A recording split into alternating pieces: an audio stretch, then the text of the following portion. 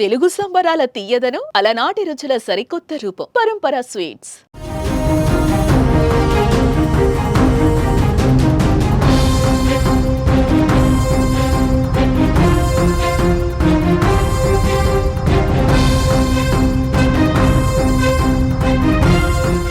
Big breaking news చూస్తున్నాం. తిరుపతి జిల్లాలో పరువు హత్య దుమారం రేపుతున్న సమయంలోనే ఏపీలో మరో పరువు హత్య అంటూ వార్తలు కలకలం రేపుతున్నాయి.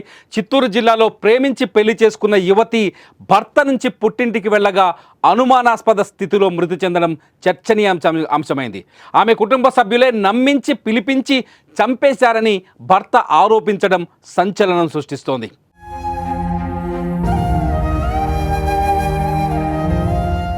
మసీదు మిట్టకు చెందిన యాస్మిన్ భాను పూతలపట్టు మండలంకు చెందిన సాయి తేజ్ 4 ఏళ్లుగా ప్రేమించుకొని ఫిబ్రవరి 9న నెల్లూరులో పెళ్లి చేసుకున్నారు. ఆ తర్వాత తమకు రక్షణ కావాలంటూ ఫిబ్రవరి 13న తిరుపతి ముత్యాలరెడ్డిపల్లి పోలీస్ స్టేషన్ ఆశ్రయించారు. దీంతో యాస్మిన్ భాను తల్లిదండ్రులను పిలిపించి కౌన్సిలింగ్ ఇచ్చి పంపించారు. తర్వాత ఆమె పుట్టింటికి వెళ్లిపోయినా ఫోన్లో కుటుంబ సభ్యులతో మాట్లాడుతూనే వస్తోంది. ఈ క్రమంలోనే తన తండ్రికి ఆరోగ్యం సరిగ్గా లేదని ఇంటికి పంపించాలని సాయి తేజ్ను కోరారు. దీంతో ఆదివారం ఉదయం 11 గంటలకు యాస్మిన్ భానును కారులో చిత్తూరుకు తీసుకొచ్చాడు భర్త సాయి తేజ్. అక్కడి నుంచి ఆమె సోదరుడు యాస్మిన్ భానును కారులో తీసుకెళ్లాడు. ఈ క్రమంలోనే తన ఇంట్లో యాస్మిన్ భాను చనిపోవడంతో మిస్టరీగా మారింది మొత్తం ఉదంతం. తన భార్యను కుటుంబ సభ్యులే చంపేశారని సాయి తేజ్ ఆరోపిస్తున్నాడు. అదే అనుమానంతో పోలీసులకు కూడా ఫిర్యాదు చేశాడు. దీంతో పోలీసులు కేసు నమోదు చేసి దర్యాప్తు మొదలుపెట్టారు.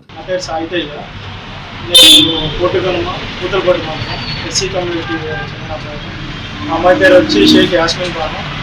తను ముస్లిం కమ్యూనిటీ. నేను బీటెక్ కంప్లీట్ చేశాను, తను ఎంబీఏ కంప్లీట్ చేసింది. మేము ఇద్దరు 4 years నుంచి ఇష్టపడ్డాము. ఇష్టం కాస్త పెళ్లి వరకు పడి ఇంట్లో వాళ్ళు పెద్దలు ఒప్పుకోక నెల్లూరుకి వెళ్ళి ఫిబ్రవరి 9th మేము ఇద్దరు పెళ్లి చేసుకున్నాము. తర్వాత 3 రోజుల తర్వాత తిరుపతి డిఎస్పీ సార్ దగ్గరికి వచ్చి సరెండర్ అయ్యాము. సార్ దగ్గరికి వచ్చి అన్నీ మాట్లాడుకొని మీకు మాకు సంబంధం అని చెప్పేసి వాళ్ళ నాన్న చెప్పేసి వెళ్ళిపోయారు. దాన్ని 2వ రోజే మళ్ళీ వాళ్ళ అమ్మ, వాళ్ళ అక్క, వాళ్ళ అన్న వాళ్ళందరూ ఇంటికి వచ్చి అయ్యింది ఏదో అయిపోయిందని చెప్పేసి మళ్ళీ ఇంటికి వచ్చి మాట్లాడారు. రోజు ఫోన్లో మాట్లాడుతూ మాట్లాడి మీ నాన్నకి ఆరోగ్యం బాగాలేదు వచ్చి చూసుకోవాలి అని చెప్పేసి రోజు మాట్లాడారు. 2 రోజుల క్రితం వాళ్ళ అన్న వచ్చాడు. ఒక 2 గంటల సేపు కూర్చొని తీసుకోపోతాను చెప్పేసి ఫోర్స్ చేసి మాట్లాడితే నేను పంపించాను చెప్పేసి చెప్పాను. ఒకవేళ అలా ఉంటే నేను వచ్చి తీసుకువచ్చి నేను చూపించుకొని వస్తాను చెప్పేసి చిత్తూరుకు వచ్చాను. మార్నింగ్ ఒక 11:30కి వచ్చాను. 11:30కి వచ్చి బీసీఆర్ సర్కిల్ దగ్గర ఆ అమ్మాయిని వాళ్ళ అన్న కారులో పంపించి నేను వెళ్ళాను. ఒక అరగంట తర్వాత వాళ్ళ అన్న ఫోను, వాళ్ళ నాన్న ఫోన్ అందరూ స్విచ్ ఆఫ్ వచ్చింది. రాగానే వాళ్ళ ఇంటికి వెళ్ళాను.